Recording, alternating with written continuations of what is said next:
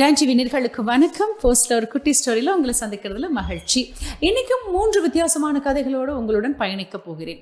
ரொம்பவே ஆச்சரியமான ஒரு கதை அப்படின்னு சொல்லலாம். என்ன ஆச்சரியம் அப்படின்னு பார்க்கும்பொழுது, நிறைய பேரோட வாழ்க்கையில் நிறைய விடயங்கள் புதுமைகள் பண்ணியிருக்கோம். இப்போ எனக்கு இந்த நேரத்தில் முதலாவதாக ஒரு கடிதம் மடல் அப்படின்னு எப்படியும் சொல்லலாம். ஒரு ஃப்ரெண்டு அப்படின்னு சொல்லி அவர் எழுதியிருக்காரு.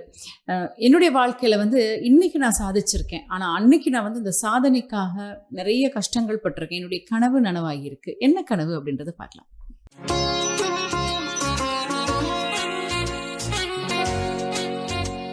இந்த கடிதம் பார்த்தீங்கன்னா புத்தகத்திலேருந்து வந்திருக்கு. நான் என்னுடைய பேரை பதிவு செய்ய விரும்பலை அக்கா அப்படின்னு அனுப்பியிருக்காரு. சரி பரவாயில்ல, ஒரையாவது சொல்லியிருக்கீங்களே தம்பி அப்படின்னு சொல்லணும்.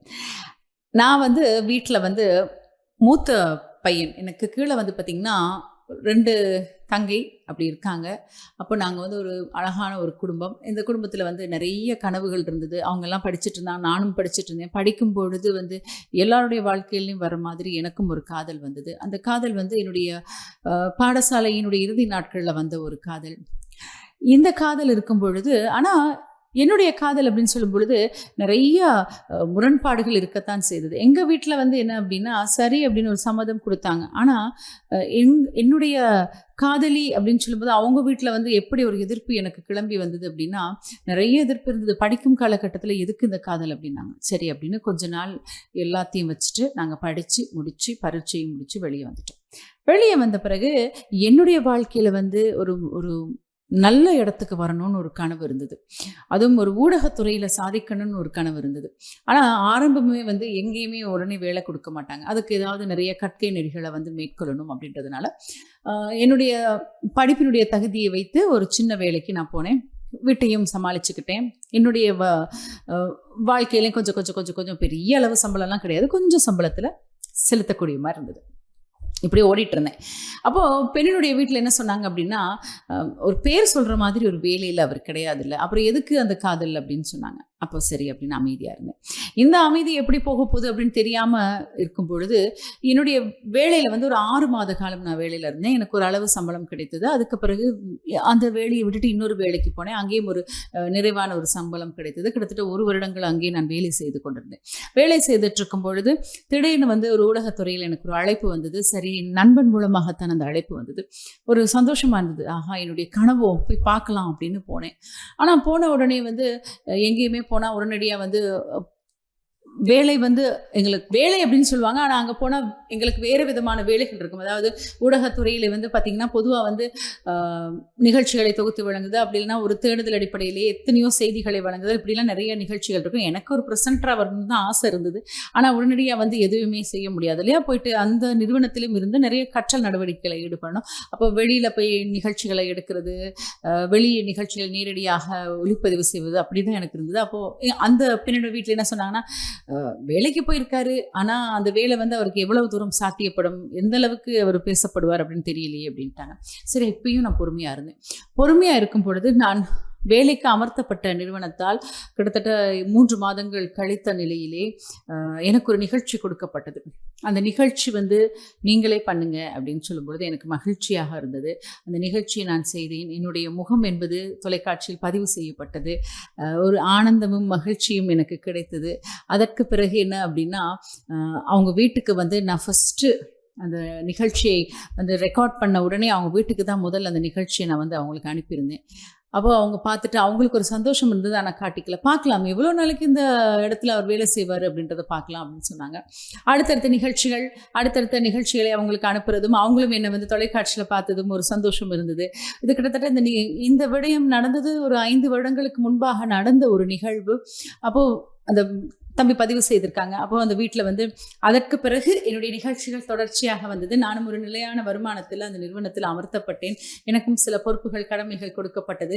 இப்போ நான் ஓரளவு வளர்ந்த ஒரு துறையில் இருக்கேன் அப்படின்றதுனால பெண் வீட்டார், நான் காதலித்த அந்த பெண் வீட்டாரும் சரி அப்படின்னு சொன்னாங்க. ஏன்னா பொதுவாக உத்தியோகம் என்பது மிகவும் முக்கியம் அப்படின்றதுனால அவங்களையும் நான் குறை சொல்ல விரும்பவில்லை. அவங்களும் தன்னுடைய பெண் வாழ்க்கை நல்லா இருக்கணும்னு நினச்சாங்க. இப்போ அவங்க என்னுடைய காதலுக்கு சரி அப்படின்னு சொல்லி அந்த நேரத்தில் ஒரு கிட்டத்தட்ட எல்லாமே ஒரு போராட்டத்தின் மத்தியில் 2 வருடங்களாக இந்த போராட்டங்கள் எல்லாம் நடந்து முடித்து எங்கள் காதல் கைகூடி நாங்கள் திருமணம் பண்ணி சந்தோஷமாக இருக்கிறோம் அப்படின்னு சொல்லியிருந்தாங்க.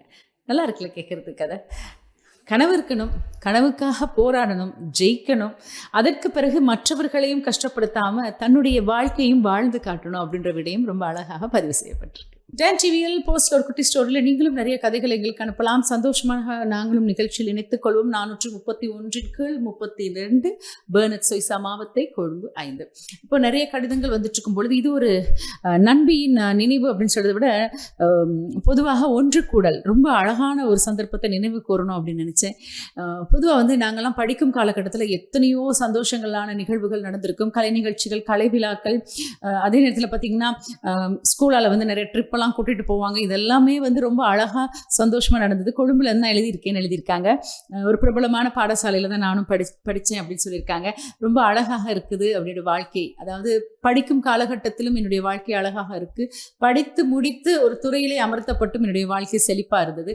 இப்போ திருமணம் முடித்தும் குழந்தைகள் அப்படின்னு நான் செட்டில் ஆயிட்டேன். இன்னும் என்னுடைய வாழ்க்கை வந்து ரொம்ப அழகா தான் போயிட்டு இருக்கு. எல்லாம் வல்ல இறைவனுக்கு நன்றி சொல்றேன் அப்படின்னு சொல்லியிருக்காங்க. அழகான ஒரு சகோதரியினுடைய கடிதமாக அது பார்க்கப்படுகிறது. என்ன சொல்லியிருக்காங்க அப்படின்னா, ஃப்ரெண்ட்ஸ் எல்லாம் மீட் பண்ணுறதுக்கே கிடைக்காது. பழைய ஞாபகங்கள், பாடசாலையிலே அமர்ந்து கொண்டு அந்த நண்பிகளுடன் பேசுவது, டீச்சர்ஸ் வந்துட்டாங்க அமைதியா இருங்க அப்படின்னு சொல்றது, அப்புறம் குறிப்பிட்ட அந்த பாடம் முடிஞ்சோன்னு சத்தமாக சந்தோஷமாக கத்தி பேசுறது, இப்படி ரொம்ப அழகான ஒரு நிறைய விடயங்கிறது. நிறைய கலை நிகழ்ச்சிகளை நான் பங்கு பெறுவேன். அந்த நிகழ்ச்சிகள்லாம் ரொம்ப அழகாக ரசிச்சுட்டு என்னை பாராட்டுவாங்க. பாடசாலையில் ஒரு சிறந்த மாணவியை நான் இருந்திருக்கேன். பெரிய அளவு மதிப்பெண்களை பெற்று நல்ல ஒரு நிலையிலே நான் திகழும் ஒரு மாணவியாக இருந்திருக்கேன். அதுக்கப்புறம் வந்து வீட்டில் வந்து படித்து முடித்த பிறகு ஒரு உத்தியோகம், அதுக்கு பிறகு பார்த்திங்கன்னா திருமணம். அதனால அதுக்கப்புறம் என்னுடைய ஃப்ரெண்ட்ஸை மீட் பண்ணுறது கிடையாது. இப்போ தான் எல்லோரும் வாட்ஸ்அப் குரூப்பெல்லாம் இருக்குது. அப்போ அதில் நாங்கள் எல்லாம் வந்து பேசிக்குவோம். ஆனால் நாங்கள் வந்து சந்திக்கிறது குறைவு. எப்பவுமே வந்து ஃபோனில் பேசுகிறதுக்கும் சேட் பண்ணுறதுக்கும் நிறைய வித்தியாசம் இருக்குல்ல. ஆனால் சந்திக்கிறது ரொம்ப குறைவு. ஏன்னா எல்லாருமே வந்து கிட்டத்தட்ட எல்லாருமே திருமணம் முடிச்சிட்டாங்க. இது எல்லாம் இந்த கதை எழுதியிருக்கும் நண்பியினுடைய வாழ்க்கையை பார்த்திங்கன்னா கிட்டத்தட்ட 10 வருடங்களுக்கு முன்பாக நடந்தது கதையை தான் அவங்க எழுதியிருக்காங்க. அப்போது எல்லாரும் கல்யாணம் பண்ணிட்டாங்க, எல்லாம் செட்டில் ஆகிட்டாங்க, யாரும் பார்க்கறது கிடையாது. எல்லாம் குடும்பம், பொறுப்பு, வேலைன்னு ஓடிட்டே இருக்காங்க வாழ்க்கையில். அதே மாதிரி ஓடிட்டு இருக்கும்போது என்னைக்காவது ஒரு ஒன்று கூடல் நடந்தால் நல்லா இருக்குமே அப்படின்னு நினைக்கும் பொழுது திடீர்னு ஒரு ஒன்று கூடல் நடந்தது. மிகுந்த ஒரு அண்மையில் நடந்த ஒரு ஒன்று கூடல் ரொம்ப சந்தோஷமாக இருந்தது. கேட்ட உடனே போகணும் அப்படின்னு முடிவு பண்ணேன். சரி, ஏன்னா ஃப்ரெண்ட்ஸை பார்க்கணும்ல, போயிட்டு கொஞ்சம் நேரம் ரிலாக்ஸாக இருந்து நிறைய விடயங்கள் அவங்க கூட பேசணும். பழைய நிகழ்வுகளை அப்படியே பேசிக்கிட்டே அந்த அவங்க கூட இருக்கிறது அப்படின்றது ஒரு மகிழ்ச்சி இல்லையா? நண்பர்கள் அப்படின்னாலே அது ஒரு சந்தோஷம் தான் அப்படின்னு சொல்லுவோம். அந்த நிகழ்வு கிடைத்த பிறகு எல்லாரும் வந்தாங்க, ஒன்று கூடணும், நிறைய பேசினோம். கிட்டத்தட்ட 3-4 மணித்தியாலங்கள் நிறைய பேர் இணைந்து நிறைய கேம்ஸ் வச்சாங்க, நிறைய நிகழ்ச்சிகள், நிறைய பாட்டு போட்டி, டான்ஸ் போட்டி எல்லாமே நடந்தது. எல்லாமே சந்தோஷமாக நாங்கள் பண்ணோம். எங்களுக்கே இப்போ ஆச்சரியமாக இருந்தது. ரொம்ப நாளைக்கு பிறகு நாங்கள் டயர்டாயிருவோமோ அப்படின்னு நினைக்கும் பொழுது இல்லை, அந்த வேகம் இருந்தது. அது என்ன அப்படின்னா, நண்பிகளை பார்த்தவுடன் அந்த வேகம் எங்களுக்குள்ளேருந்து எங்கேருந்து வந்ததுன்னு தெரியல. அப்படியே நாங்கள் வந்து ஒரு 10 வருடத்திற்கு முன்பாக நடந்த பாடசாலையில் நாங்கள்லாம் எப்படி இருப்போமோ அந்த மாதிரியே நாங்களும் குழந்தைகளாக மாறிட்டதை நாங்கள் வந்து அவதானித்தோம். ரொம்பவே சந்தோஷமாக இருந்தது. நேரம் போக போக ஐயோ போகணுமே, முடிய போகுது அப்படின்ற ஒரு பதட்டம் எங்களுக்குள்ளே இருந்தது. இனிதாக நிறைவு பெற்று ஒரு ஒன்று கூடலாக இருந்தாலும் இதை இன்றும் பசுமையான நிகழ்வாக நாங்கள் பார்த்துட்ருக்கோம். மீண்டும் எப்போ சந்திப்போம் அப்படின்றதையும் ரொம்ப ஆவலாக பார்த்துட்ருக்கோம். அப்போ என்னுடைய வாழ்க்கையில் நான் உணர்ந்த ஒரு விடயம் என்ன அப்படின்னா, அடிக்கடி இப்படி நாங்கள் மீட் பண்ணணும். ஒரு 6 மாதம் இல்லாட்டி ஒரு வருடத்துக்காக ஒரு எல்லாரும் ஒரு ஒன்று கூடல் மாதிரி சந்திச்சா நல்லா இருக்குமே அப்படின்னு இருக்கு. ஏன்னா பாடசாலை நாட்களை மீட்டிக்கொள்வதும் எங்களுடைய மனதிற்கு சந்தோஷமான விடயங்களை பேசிக்கொள்வதும் அன்றைய வருடம் முழுவதுமே எங்களுக்கு இன்னும் ஆறுதலாக இருக்குமே அப்படின்ற ஒரு எண்ணம் எனக்குள்ள வந்தது. நல்லா இருக்குல்ல? நீங்களும் உங்கள் ஃப்ரெண்ட்ஸை மீட் பண்ணியிருக்கீங்களா? கெட் டுகெதர்லாம் என்னைக்காவது போயிருக்கீங்களா? சந்தோஷமாக போங்க, நிறைய விடயங்களை ஷேர் பண்ணுங்கள். உங்கள் ஃப்ரெண்ட்ஸ் யார் அப்படின்னு உங்கள் ஃபேமிலிக்கு இன்ட்ரடியூஸ் பண்ணுங்கள். உங்கள் ஃபேமிலி உங்கள் ஃப்ரெண்ட்ஸுக்கு இன்ட்ரடியூஸ் பண்ணுங்கள். இதுதான் அழகான வாழ்க்கைக்கு இன்னும் அருமையாக பயணமாக இருக்கும். டான் டிவியில் போஸ்டில் ஒரு குட்டி ஸ்டோரியில் இன்னொரு ஸ்டோரி கேட்டுடலாமா? என்ன ஸ்டோரி அப்படின்னு கேட்குறீங்களா? இது ரொம்ப கவலையாக இருந்தது இந்த கடிதத்தை பார்க்கும் பொழுது. இது வந்து தன்னுடைய நண்பருக்கு நடந்த ஒரு அநியாயமா, கொடுமையா அப்படின்ற அடிப்படையில் எழுதியிருந்தார்.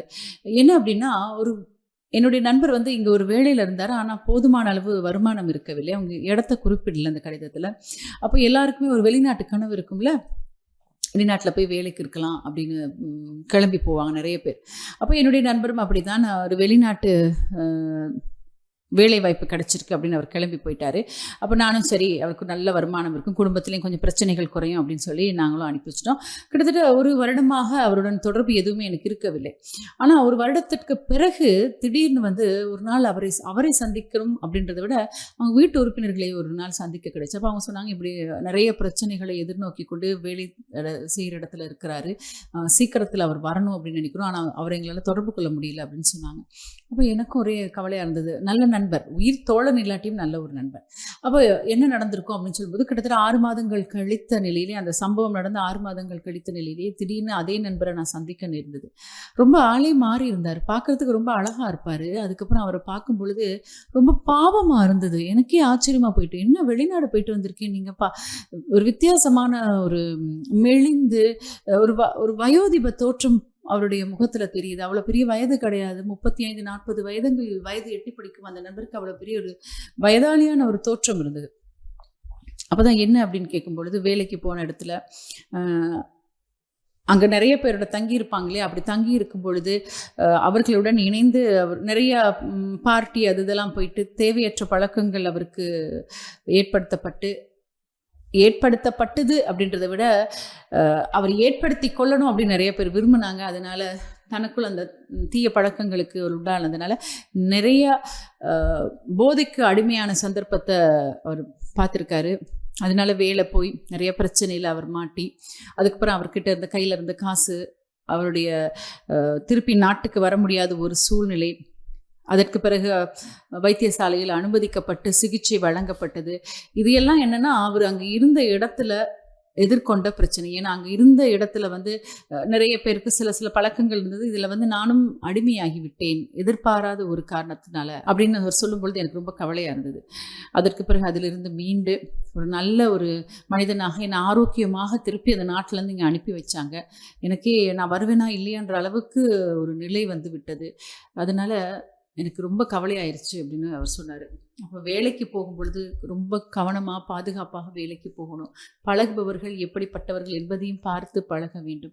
என்னுடைய நண்பர் அப்போ அதுக்கப்புறம் இங்கே வந்து ஒரு வேலை எடுத்துக்கிட்டாரு. இப்போ கொஞ்சம் பரவாயில்ல, அவருடைய வாழ்க்கை என்பது ஓரளவு நகர்த்தி கொண்டு செல்லும் அளவுக்கு வருமானம் இருக்கிறது.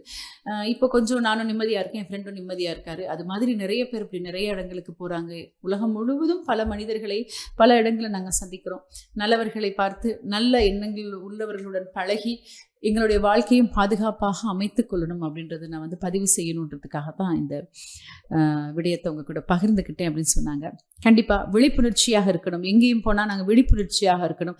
எப்பயுமே வந்து மாயமான அந்த உலகில் வந்து நாங்கள் வந்து நிறைய மாயமான விடயங்களை மாட்டிக்கொள்ளக்கூடாது, தெளிவாக இருக்கணும். அதற்கு தான் கல்வி, அறிவு, சிந்தனை என்பது கொடுக்கப்பட்டிருக்கு. நிறைய விடயங்களை அழகாக போஸ்ட்ல ஒரு குட்டி ஸ்டோரியில் உங்க கூட பகிர்ந்துக்கிட்டேன்ற ஒரு மன திருப்தி இருக்கு. ஒவ்வொருத்தருடைய வாழ்க்கையிலும் ஒவ்வொரு விதமான பயணங்கள், இந்த பயணங்கள் எல்லாம் எதை நோக்கி போய்கொண்டிருக்கிறது அப்படின்ற ஒரு கேள்விக்குறி எல்லாருடைய மனதிலும் இருக்கத்தான் செய்கிறது. மீண்டும் மற்றொரு நிகழ்ச்சியில் அனைவரும் சந்திக்கும் வரை விடைபெற்றுக் கொள்ளும் நான் கவிதா ராம்குமார். நன்றி, வணக்கம்.